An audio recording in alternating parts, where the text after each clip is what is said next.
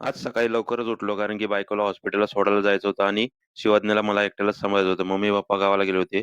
बेसिनमध्ये आलो, एक ग्लास पहिल्यांदा पाणी पिऊन घेतलं. नंतर फ्रेश होऊन झालो. फ्रेश झाल्यानंतर हॉलमध्ये आलो. हॉलमध्ये आल्यानंतर कपडे-बिपडे घातले आणि आपल्याला एक काम करायचं होतं म्हणजे आपल्या हेल्मेटला माउंट लावायचा होता.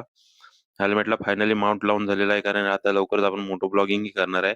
घराला टाळा लावला आणि शिवाज्ञाकडे आलो तर शिवाज्ञा ड्रॉइंग रंगवत होती. मग शिवाज्ञाला घेतली आणि बायकोला चाललो होतो सायन हॉस्पिटलला सोडायला. शिवानीच्या पाठीमागे नखरे कसे चाललेत. हाय. नंतर बायकोला सायन हॉस्पिटलला सोडली. शिवानीने बाय-बाय केलं. नंतर घरी आलो.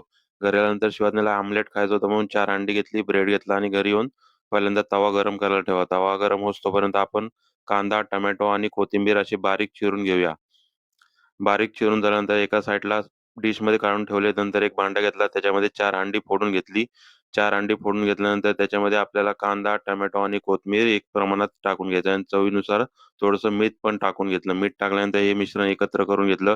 आता आपण तवा गरम करायला ठेवला होता. त्याच्यामध्ये मी तेल न वापरता गावरान तूप वापरलं, गावावरनं आणलेलं.